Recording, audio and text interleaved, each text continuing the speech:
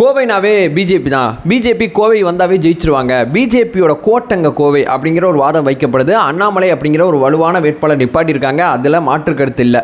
அதே நேரம் என்னதான் அண்ணாமலையை நிப்பாட்டினாலும் அவருக்கு டஃப் கொடுக்க சில அரசியல் கட்சிகள் சில யுக்திகளை கையாளுவாங்கல்ல.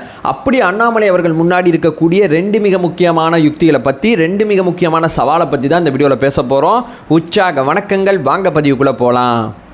முதல் விஷயம் மக்களே, கோயமுத்தூர் அப்படிங்கிறது தேசிய சிந்தனை இருக்கக்கூடிய பகுதி தான், மாற்று கருத்தே கிடையாது. சிபி ராதாகிருஷ்ணன் அப்படிங்கிற ஒரு ஆளுநர் இப்போதைக்கு ஆளுநராக இருக்கார். ஜார்க்கண்ட், தெலுங்கானா, அது மட்டும் இல்லாமல் பாண்டிச்சேரியோட ஆளுநராக இருக்கக்கூடிய சிபி ராதாகிருஷ்ணன் முகம் தான் பிஜேபியில் இருக்கக்கூடிய ஒவ்வொருத்தவங்களுக்கும் ஞாபகம் வரும். 1998 இவர் பெருவாரியான வாக்கு வித்தியாசத்தில் ஜெயிக்கிறார் கோயமுத்தூரில். அதுலேருந்து வந்து கோயமுத்தூர் அப்படிங்கிறது மக்கள் பார்க்குற பார்வையும் அதே நேரம் தேசிய சிந்தனை இருக்கக்கூடிய இடமா சிபி ராதாகிருஷ்ணன் அவர்களோட உழைப்பு காரணமாக கோயமுத்தூர் மாறுது. அதே நேரம் பார்த்தீங்கன்னா அந்த கவர்மெண்ட் 13 மாதம் மட்டும்தான் ஆக்டிவாக இருக்குது. 1999 மீண்டும் எலெக்ஷன் வருது. இந்த எலெக்ஷன்லையும் சிபி ராதாகிருஷ்ணன் அவர்கள் தான் நிற்கிறாங்க.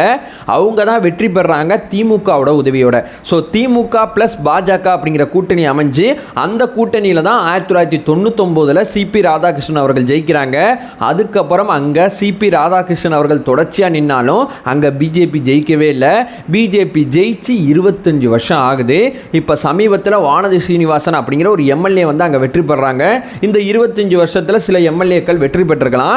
அதே நேரம் எம்பி தொகுதி அப்படிங்கிற அந்த பாராளுமன்ற தொகுதியானது 25 வருஷமாக பிஜேபிக்கு கைகூடலை அப்படிங்கிற அந்த அரசியலை முதல்ல நம்ம புரிஞ்சுக்கணும். அதே நேரம் பார்த்தீங்கன்னா எண்மண் எண் மக்கள் யாத்திரை பல்லடத்தில் முடியுது. இந்த பல்லடமானது இந்த கோவை பாராளுமன்ற தொகுதிக்குள்ளதான் வருது. பிரதமர் நரேந்திர மோடி அவர்கள் ரோடு ஷோ பண்ணாங்க. ரோடு ஷோ தமிழ்நாடு முழுக்க போய் பண்ணல, கோயமுத்தூரை டார்கெட் பண்ணி அண்ணாமலையை வேன்ல ஏற்றி தான் பிரதமர் நரேந்திர மோடி அவர்கள் இந்த ரோடு ஷோ பண்ணியிருக்காங்க. ஸோ இது எல்லாத்தையும் கணக்கு பண்ணி பார்க்கும்போது அண்ணாமலை அவர்கள் போட்டியானது திடீரென்று அறிவிக்கப்படல. அண்ணாமலை அவர்கள் ஆல்ரெடி பிளான் பண்ணி ரொம்ப தெளிவாக தான் கோயமுத்தூர்ல இறங்குறாங்க அப்படிங்கிறது ரொம்ப தெளிவாக தெரியுது. அதே நேரம் பார்த்தீங்கன்னா தமிழ்நாடு பிஜேபி ஃபுல் பொட்டன்ஷியலோட இந்த எலெக்ஷனை ஃபேஸ் பண்ணுறாங்க. தமிழ்நாடு பிஜேபி அப்படிங்கிற ஒன்று களத்தில், தமிழ்நாட்டு களத்தில் எந்த அளவு வளர்ந்துருக்கு அப்படிங்கிறத தெரிஞ்சுக்கிறதுக்காண்டி அவங்க சைடில் இருக்கக்கூடிய மிக முக்கியமான அதிதீவிரமான வேட்பாளர்கள் தான் முழுமையாக அறிவிச்சிருக்காங்க. ஸோ ஃபுல் பொட்டன்ஷியோட தமிழ்நாடு பிஜேபி இந்த எலெக்ஷனை ஃபேஸ் பண்ணுது அப்படிங்கிறத நம்ம புரிஞ்சுக்க முடியுது. ஸோ ஒரு ஸ்டேட் பிரசிடென்ட் நிற்கும் போது அந்த களம் வேற மாதிரி மாறும் அப்படிங்கிறது நம்மளால் புரிஞ்சுக்க முடியுது. பட் அந்த பகுதியானது இவ்வளோ காலகட்டம் பிஜேபிக்கு இப்படிப்பட்ட சூழல் தான் இருந்திருக்கு அப்படிங்கிறது முதல்ல நம்ம இங்கே புரிஞ்சுக்கணும். இப்போ இதை தள்ளி வச்சுருவோம். அந்த ரெண்டு சவாலில் ஒரு சவாலை எடுத்துகிட்டு வரேன். அந்த ஒரு சவால் யாருன்னு சொல்லி கேட்டிங்கன்னா திமுகவோட வேட்பாளராக அறிவிக்கப்பட்டவர் யாருன்னு சொல்லி கேட்டிங்கன்னா கணபதி ராஜ்குமார் அப்படிங்கிற ஒருத்தர். இந்த கணபதி ராஜ்குமார் அப்படிங்கிறவர் 2020 பார்த்தீங்கன்னா அதிமுகவில் இருந்தவர். அதிமுகவில் சும்மா இல்லைங்க, மாநகராட்சி மேயர் முதற்கொண்டு மாவட்ட செயலாளர், கட்சியில் பார்த்தீங்கன்னா மாவட்ட செயலாளர் இருந்தவர். ஸோ பல்வேறு பதவிகளில் அந்த கோயமுத்தூர் பகுதியில் இந்த மனுஷன் வந்து வாழ்ந்திருக்காப்புல. ஸோ கோயமுத்தூர் பகுதியில் பெரிய லெவலில் மக்களுக்கு அறிமுகமான முகத்தை தான் திமுக தன்னோட வேட்பாளராக நிப்பாட்டியிருக்கு. ஏன்னு சொல்லி கேட்டிங்கன்னா 6 தடவை கம்யூனிஸ்ட் தான் அங்கே ஜெயிச்சிருக்காங்க. கம்யூனிஸ்ட்டுக்கு தான் அங்கே வெற்றி வாய்ப்பு எப்போதுமே இருந்ததா இருக்கு. அந்த கம்யூனிஸ்ட்லேருந்து அந்த தொகுதியை வாங்கி திமுக நிற்குது. அப்போ களவேலை எப்படி இருக்குன்னு பார்த்துங்க. டிஆர்பி ராஜா அவர்கள் பொறுப்பு அமைச்சராக இருக்காங்க. கொங்கு பகுதி அப்படிங்கிறது உதயநிதி அவர்கள் கண்ட்ரோலில் வருது அப்படிங்கிற விஷயத்தையும் சொல்கிறாங்க. முதலமைச்சரோட நேரடி பார்வையில் அந்த தொகுதி இருக்கிறதாகவும் சொல்கிறாங்க. ஸோ ஸ்டேட் பிரசிடென்ட் அண்ணாமலை அவர்கள் நிற்க போகிறாங்க அப்படிங்கிற செய்தியானது நமக்கு வேணால் புதுசாக இருக்கலாம். திமுக அல்லது அதிமுக அந்த தலைமைகளுக்கு வந்து கொஞ்சம் கொஞ்சமாக அந்த செய்திகள் தெரிஞ்சதுனால களத்தில் அவங்க வேலை வேற மாதிரி இருக்குது. ஏன்னு சொல்லி கேட்டிங்கன்னா ஆல்ரெடி பார்த்தீங்கன்னா தமிழ்நாட்டோட சட்டப்பேரவை தேர்தலில் அந்த கோயமுத்தூரில் திமுகவுக்கு பெருவாரியான வெற்றி கிடைக்கவே இல்லை. என்னடா அது, நம்ம இந்த பகுதியில் இவ்வளோ வீக்காக இருக்கமா அப்படிங்கிற மாதிரி ஒரு கேள்வியை திமுக தங்களுக்குள்ளே கேட்க ஆரம்பிச்சாங்க.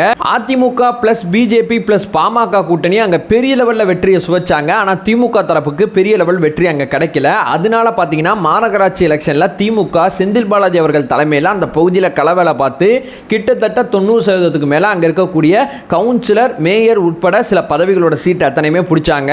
களத்தில் வேலை செய்ய ஏகப்பட்ட கவுன்சிலர்ஸ் அங்கே இருக்காங்க. அது மட்டும் இல்லாமல் உதயநிதி அவர்களோட அந்த ஆலோசனை, டிஆர்பி ராஜா அவர்களோட மேற்பார்வை, அது மட்டும் இல்லாமல் முதலமைச்சர் ஸ்டாலின் அவர்களோட நேரடி கண்ட்ரோல்னு சொல்லி இந்த பகுதியில் திமுக தங்களோட செல்வாக்க நிலைநிறுத்தி ஆகணும் அப்படிங்கிறதுல ரொம்ப தீவிரமாக வேலை பார்த்துருக்காரு.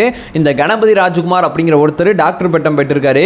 எப்படி பெற்றாருன்னு சொல்லி கேட்டிங்கன்னா ஜெயலலிதா அம்மையார் அவர்களை பற்றி ரிசர்ச் பேப்பர் சப்மிட் பண்ணி அவங்கள ஆய்வுக்கு உட்படுத்தி இவர் டாக்டர் பட்டம் பெற்றிருக்காரு. இதனால் ஜெயலலிதா அவர்கள் மேலே இவருக்கு ஒரு ஈர்ப்பு இருந்திருக்கு. அதே மாதிரி ஜெயலலிதா அவர்களும் இவரை தனிப்பட்ட முறையில் சில செல்வாக்குள்ள ஒரு தலைவராக இவர் உருவாக்கணும் அப்படிங்கிற லிஸ்ட்டில் வச்சிருந்ததை இவரும் ஒத்ததாக வச்சிருந்தாங்க. அதுக்கப்புறம் பார்த்தீங்கன்னா இவர் அதிமுகலேருந்து விலகி திமுகவில் சேர்ந்து இன்னைக்கு பார்த்தீங்கன்னா பார்த்தீங்கன்னா திமுகவோட மிக வலுவான வேட்பாளராக கோவை பகுதியில் இவர் நிப்பாட்டப்பட்டிருக்காரு. ஸோ கோவையை திமுக இவ்வளவு தீவிரமாக கையாளுது அப்படிங்கிறது என்னோட முதல் சவாலாக இருக்குது. இப்போ ரெண்டாவது இந்த பக்கம் போனீங்கன்னா, சரி இந்த பக்கம் தான் இப்படி வலுவாக இருக்குது, இந்த பக்கம் போனீங்கன்னா சிங்கை ராமச்சந்திரன் அப்படிங்கிற ஒருத்தரை நியமிச்சிருக்காங்க. ஜெயலலிதா அவர்கள் ஐடி விங் ஸ்டார்ட் பண்ணும்போது ஐடி விங்கை யாட்டடா கொடுக்கலாம் அப்படின்னு சொல்லி திங்க் பண்ணி பார்க்கும்போது சிங்கை ராமச்சந்திரன் அவர்கள் பேர் தான் அவங்களுக்கு ஞாபகம் வந்துச்சு. பாரம்பரியமாக சிங்கை ராமச்சந்திரன் அவர்கள் முழுக்க முழுக்க பார்த்தீங்கன்னா அதிமுக இருக்காங்க, பேச்சாளர்கள் கொண்டவராக இருக்காரு. இப்போ பார்த்தீங்கன்னா சிங்கை ராமச்சந்திரன் அவர்கள் ஐடி விங்கோட தலைவராக இருக்காரு. இந்த பக்கம் பார்த்தீங்கன்னா வேலுமணி அப்படிங்கிற ஒரு நிர்வாகி இருக்காங்க கோவை பகுதியில் அதிமுகவுக்கு வேலை செய்ய. வேலுமணி அவர்கள் வேலை எப்படிப்பட்டதாக இருக்குன்னு சொல்லி பார்த்தீங்கன்னா, சிபி ராதாகிருஷ்ணன் அவர்கள் ஒரு தடவை வந்து கோவை வரும்போது சில நிகழ்ச்சிகளை பேசும்போது வானதி சீனிவாசன் அவர்களுக்கு பர்சனலாக சில அட்வைஸ் சொல்கிறேன் அப்படிங்கிற பேரில் ஒன்று சொன்னாங்க. வேலுமணி அவர்களோட வேலை எப்படி இருக்குது தெரியுமா, வேலுமணியை விட்டுறாத, வேலுமணி தான் மிக முக்கியமானவர் அப்படின்னு சொல்லி மேடையில் அத்தனை பேருக்கு முன்னாடி வானதி சீனிவாசன் அவர்களுக்கு வேலுமணி எவ்வளோ முக்கியமானவர் அப்படிங்கிற விஷயத்தை சிபி ராதாகிருஷ்ணன் அவர்கள் ஒரு மேடையில் பேசியிருப்பாங்க. ஒரு காப்பிரைட் இஷ்யூலாம் வரலாட்டி அந்த வீடியோ கூட இந்த வீடியோவில் லிங்க் பண்ணுறேன், முடிஞ்சளவு பார்க்குறேன், முடிஞ்சால் அந்த வீடியோ இங்கே லிங்க் பண்ணுறேன், இல்லைனா நீங்கள் சர்ச் பண்ணி பார்த்தீங்கன்னா கூட அந்த வீடியோ உங்களுக்கு நிச்சயமாக கிடைக்கும். ஸோ வேலுமணி அப்படிங்கிற ஒருத்தரை நிப்பாட்டியிருக்காங்க. ஆல்ரெடி பார்த்தீங்கன்னா கொங்கு பகுதியில் சில செல்வாக்கு அவங்க செலுத்தியிருக்காங்க. அந்த செல்வாக்கில் பார்த்தீங்கன்னா பாஜக பாமக பங்கு இருக்குது, இல்லைன்னு நான் சொல்ல மாட்டேன்.